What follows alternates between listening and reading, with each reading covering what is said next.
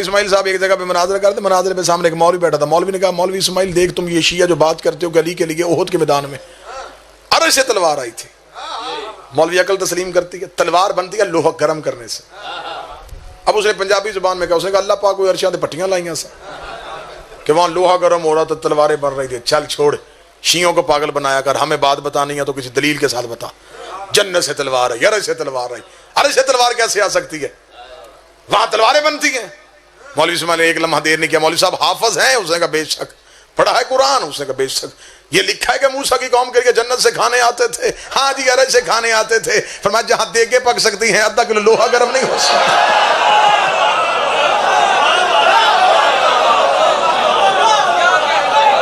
وہاں دیگیں پک سکتی ہیں۔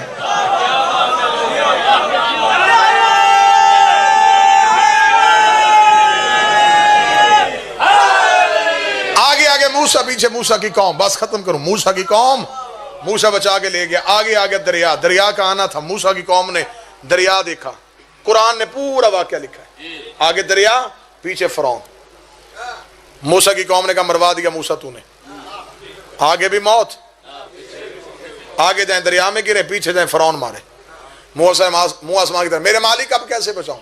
فرمایا موسیٰ پریشان نہ ہو، میں نے تجھے عصا موجزے میں دیا۔ موسیٰ نے عصا مارا دریا پہ، قرآن کہتا دریا میں رستہ بن گیا، رستہ بننا تھا، پہلے قبیلے قوم میں 12 تھی، سب نے ایک دوسرے کا گریبان پکڑ گیا، نہیں پہلے ہم، دوسرے کا نہیں پہلے کلمہ میں نے پڑھا تھا پہلے میں، تیسرے کا نہ زیادہ محبت میری ہے موسیٰ کے ساتھ پہلے میں۔ اب موسیٰ دیکھ رہا رستہ بنا ہوا اور وہ لڑ رہے ہیں، موسیٰ نے کہا میرے مالک یہ قبیلے 12 ہیں، قومیں 12 ہیں، ہر ایک دوسرے پہ سبقت حاصل کرنے کے خواہش مند ہے، رستہ تو نے ایک بنا دیا ہے۔ فرمایا موسیٰ پریشان نہ ہو، دوبارہ عصا دریا پہ مار، موسیٰ نے دوبارہ عصا دریا پہ مارا، قرآن کہتا قرآن کہتا رستے بن گئے 12، رستے بن گئے 12، رستے بن گئے 12۔ آپ چپ ہو گئے، ہدایت کے رستے ہوتے ہی 12 ہیں، نجات کے رستے ہوتے ہی 12 ہیں۔ رکھ مولوی کے سر پہ قرآن، اللہ نے ایک معصوم کو اتنی طاقت دی ہے، ایک معصوم کو اتنی طاقت دی ہے کہ وہ 12 قومیں پار کروا سکتا ہے، 12 معصوموں میں اتنی طاقت نہیں کہ وہ ایک قوم کو پار کروا لے، اس ایک نے 12 پار کروا دیا۔ موسیٰ لے کے گزر گیا، فرعون بھی پیچھے اسی رستے سے، جب فرعون اسی رستے سے آیا تو موسیٰ نے پیچھے مڑ کے دیکھا تو فرعون بھی آ رہا ہے۔ موسیٰ نے کہا میرے مالک معجزہ میرے لیے ہونا چاہیے تھا، یہ کیوں آیا ہے؟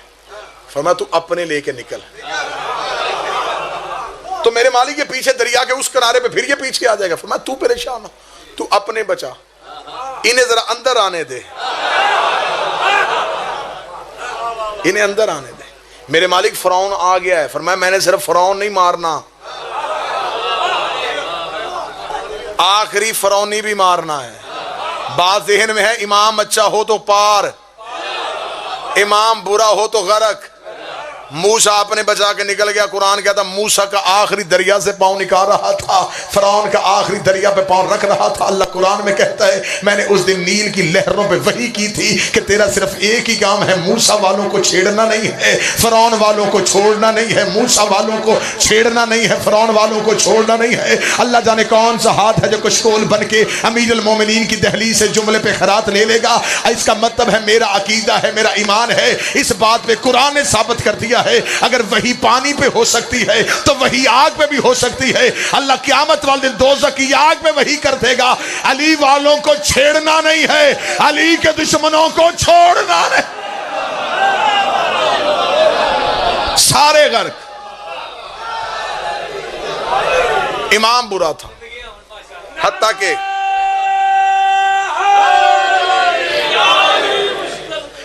قرآن کہتا ہے کہ سامری جادوگر، یہ فرعون کے دربار کا سرکاری جادوگر تھا۔ ہاں، فرعون نے اسے اپنے دربار میں ایک عہدے پہ فائز کیا ہوا تھا، سب سے بڑا فرعون کے دور کا جادوگر یہ تھا۔ یہ فرعون کے دربار میں بیٹھ جاتا، جو لوگ فرعون کو اللہ نہ مانتے یہ انہیں اپنے جادو کے ذریعے سے فرعون کی خدائی منواتا تھا۔ فرعون پیسے دیتا تھا، رتبہ دیتا تھا، مقام دیتا تھا۔ جب حضرت موسیٰ دریا سے بندے بچا کے باہر نکلے نا، بڑی سننے والی بات ہے، موسیٰ باہر نکلا تو موسیٰ نے اپنے بندے پورے کرنے شروع کیے کہ سارے آ گئے۔ جب بندے پورے کر رہا تو ایک بندہ وہ منہ چھپا رہا ہے، موسیٰ نے کہا یہ کون ہے؟ جب موسیٰ قریب گیا تو وہ سامری جو سب سے بڑا دشمن تھا، موسیٰ نے کہا تو کیسے آ گیا؟ اسے ڈرتے ہوئے اسے کہا جی آخری ٹائم پہ میں نے فیصلہ تبدیل کر لیا. ہائے ہائے ہائے ہائے، بالکل آخری وقت میں. ساری زندگی میں اس کے دربار میں رہا، وہ نوازتا رہا، میں آیا اسی کے ساتھ تھا. جب تو دریا میں تو نے یوں اپنا گھوڑا ڈالا نا تو میں پریشان ہوا. میں نے کہا پانی میں گھوڑا؟ تو میں نے دیکھا رستہ تھا. این ٹائم پہ میں نے فیصلہ تبدیل کر لیا. میں نے وہیں کھڑے ہو کے معافی مانگی، اس پہ کی لعنت.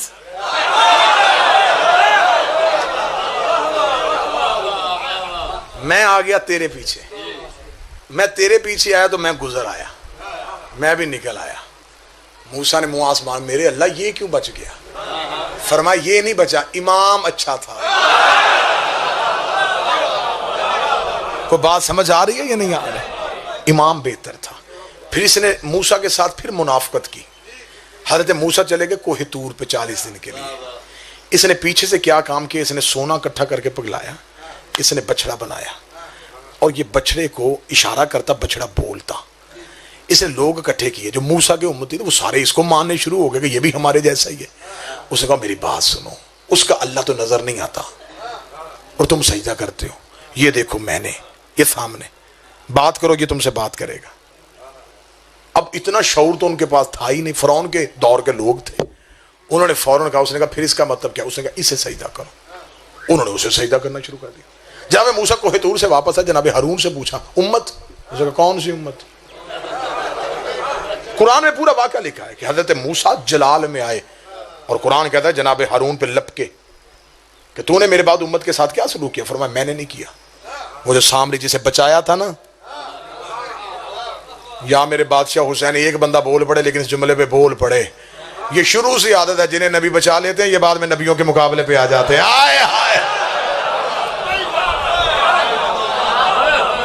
جنہیں نبی بچاتے ہیں یہ بعد میں اسی نبی سے دشمنی کرتے ہیں جو پتھر مارتے ہیں. اچھا تو یہ سامری کا کام ہے؟ ہارون نے کہا جی جناب سامری کا. یہ اس اب اللہ کو بتا، یہ جس کو بچایا تھا نا یہ سجدے وہ کروا رہا ہے. موسیٰ بڑا جلال والا نبی تھا. اللہ کے نبیوں میں موسیٰ غضبان کا اسے اللہ نے غضب والا موسیٰ، اتنا جلال والا نبی تھا. جلال میں موسیٰ نے عصا پکڑا، دوڑا سامری کے گھر کی طرف. جب سامری کے دروازے پہ موسیٰ کو دیکھا تو سامری کیا کانپنے. اس نے کہا موسیٰ بات سن، مارنا تو نے، مرنا میں نے. میں قرآن ہے جو آپ کے سامنے پورا واقعہ ہے. تو نے مارنا، میں نے مر جانا ہے. میری بات سنے گا؟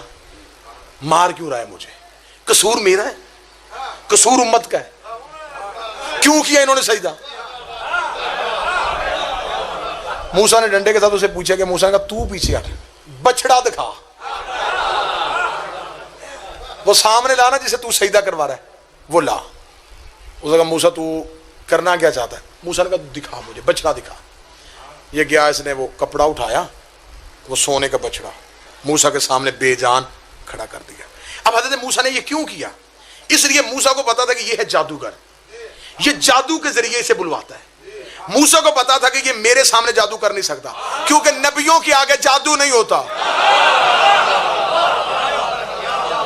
یہ بات یاد رکھیے گا، جادوگر جادو کے ذریعے سے چیز کو تبدیل نہیں کرتا، دیکھنے والے کی آنکھوں کو کنٹرول کرتا ہے.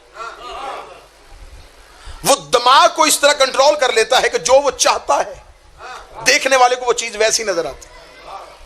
آپ نے دیکھا نہیں ہوتا لاری اڈے پہ بندے کھڑے ہوتے ہیں، بس اس ڈبے سے پتہ نہیں اب کیا نکلنے والا، پتہ بعد میں نکل ڈبے سے کچھ نہیں نکلا، جیب سے بٹوا نکل گیا. وہ سب کچھ کیوں کرتے ہیں؟ وہ اس لیے کرتے ہیں کہ ان کے پاس ایک شعبدہ بازی ہے، وہ جکڑ لیتے ہیں دیکھنے والے کو. بالکل یہی شعبدہ بازی. موسیٰ نے کہا تو دکھا. وہ سامنے آ گیا. موسیٰ نے کہا بلا اسے، بلا. موسیٰ کو پتا تھا کہ اگر ہوا یہ جادو تو یہ نہیں بولے گا کیونکہ میری آنکھوں پہ جادو ہونا نہیں. موسیٰ چھوٹا نبی ہے، ہمارا نبی سردار ہے. چھوٹے کے سامنے جادو نہیں ہوتا اور بڑے کے اوپر جادو ہو جاتا ہے. یہ بات عام ہوئی ہے. جادو تو نبیوں پہ بھی ہو گئے تھے، نبی کی ذات میں جادو نہیں ہوتا. جادو ہے شیطان کا بہانہ. نبی ہے اللہ کی دی ہوئی طاقت، اور اللہ کی حجت پہ شیطان کا بہانہ نہیں چلتا۔ اس موضوع پہ نہیں جانا، اس بات پہ پھر کبھی بحث ہوگی۔ موسیٰ نے کہا بلا اسے، اس نے کہا بلاؤں؟ موسیٰ نے کہا بلا۔ اس نے کیا اشارہ، بچڑا بول پڑا۔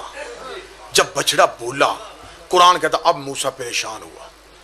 موسیٰ نے قریب آ کے کہا دیکھ سامری، صرف مجھے اتنا بتا، فما خطبکم یا سامریہ، سامری مجھے صرف اتنا بتا یہ بولا کیسے؟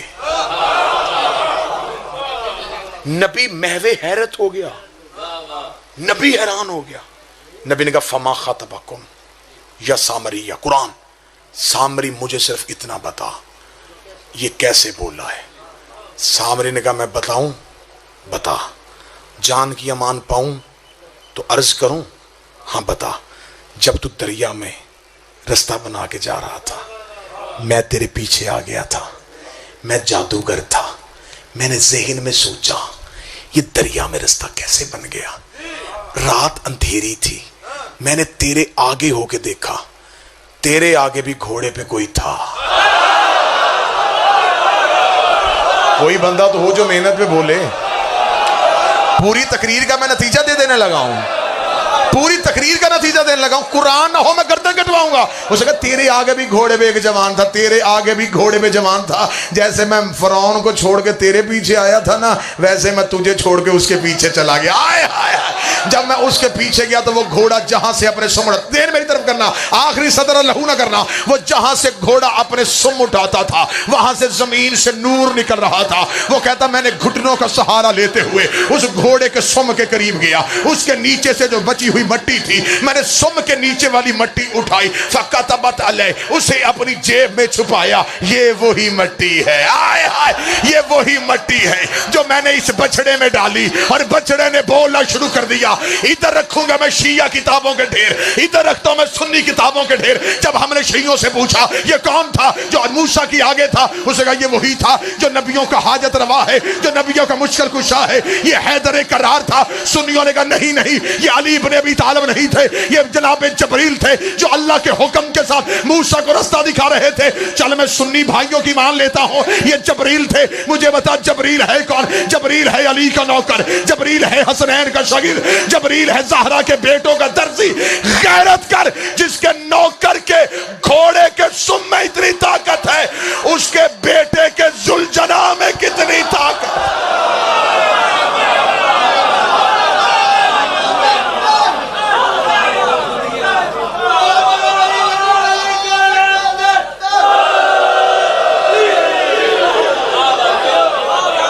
جس کا نوکر جس گھوڑے پہ بیٹھ جائے اس گھوڑے میں اتنی طاقت آ رہی ہے۔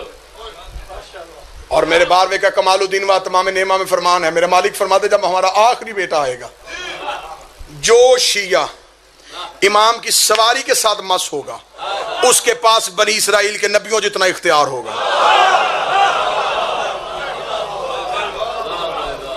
جس نے قائم کی سواری کو مس کر لیا، جس نے 12ویں کی سواری کو چھو لیا۔ وقت تمام ہو گیا، آخری ایک سطر پڑھوں کیونکہ یہ قائم کے دن ہے، منصوب ہے نا میرے بادشاہ کے حدیث، ہادی امام کے ساتھ منصوب ہے، تو ہادی کا ایک فرمان، ایک مجرب ترین عمل بتاؤں۔ کتنا مجرب بتانے لگا ہوں صادق شاہ جی، دیکھیں کتنا مجرب ہے۔ تم میں سے جو چاہتا ہو کہ میں نہ مروں، جس دن مرنا نہ چاہو اس دن کے لیے عمل بتانے لگا ہوں۔ اجازت ہے؟ 7-8 بندوں نے کہا یہ بعد میں مجھ سے گاڑی میں آگے پوچھ لینا۔ کتنا بڑا عمل میں بتانے لگا ہوں کہ موت سے بچنے کا۔ اگر میں یہیں پہ مائک پہ اعلان کرتا نا، جو صاحب کے ایک حکیم ہے، سرگودا ہوتا ہے تو وہ ایک دوائی دیتا ہے، بندہ مرتا نہیں۔ بندوں نے مجھے وہاں تک نہیں جانے دینا تھا، کوئی نمبر کوئی ایڈریس، ہماری رشتہ داری بھی وہاں ہے، منگوا بھی جلدی سکتے ہیں۔ میں زہرا کے بیٹے کی زبان سے تمہیں بتانا چاہتا ہوں، موت سے بچنا چاہتے ہو تو کیا کرو۔ امام فرماتے جس دن چاہتے ہو تمہیں موت نہ آئے، صبح کو آنکھ کھلے، آنکھ کھلتے ہی پہلا لفظ کہو السلام علیکہ یا صاحب العصر والزمان۔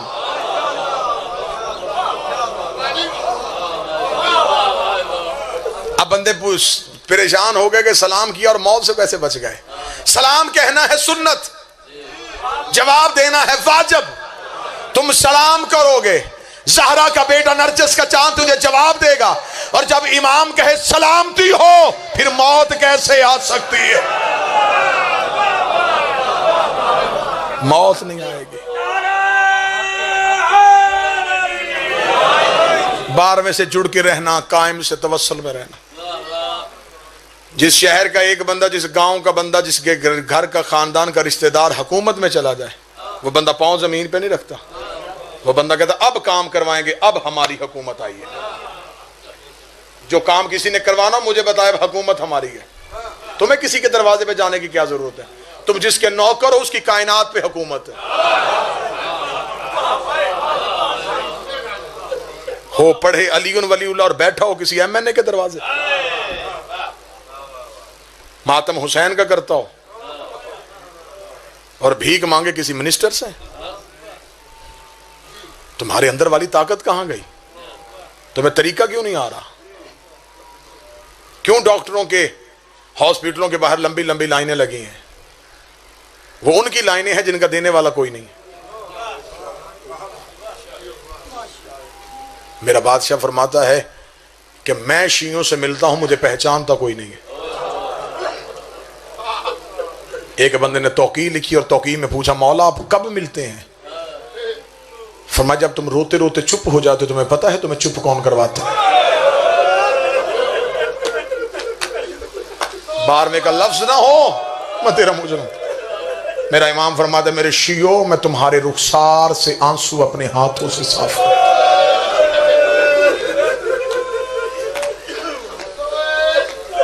امام فرماتے نہ جایا کرو دنیا میں کسی کے پاس، نہ مانگا کرو کسی سے. مجھے شرم آتی ہے کہ تم میرے اور کسی سے مانگ رہے ہو. تم یہ بھی مانگتے ہو کہ میں زندہ ہوں، حاضر ہوں، موجود ہوں، تمہیں دیکھ رہا ہوں. اتنا کر لیا کرو. رات کو سوتے وقت معصوم کا فرمان ہے، بادشاہ کا 12ویں کا، مولا فرماتے سونے سے پہلے مجھ سے سرگوشیاں کیا کرو. سرگوشی کرنا کیا؟ چپ کے باتیں کیا کرو. جب سارے سو جائیں تکیے پہ سر رکھ کے مجھے اپنے درد بتایا کرو. مولا مجھے یہ بھی تکلیف ہے، مولا مجھے یہ بھی حاجت ہے. امام کہتے تو ایک بار مجھ سے اس طرح مانگ تو صحیح. صبح کا سورج نکلنے سے پہلے تیری مشکلیں حل نہ کرو، مجھے نرجس کا لال نہ کہنا.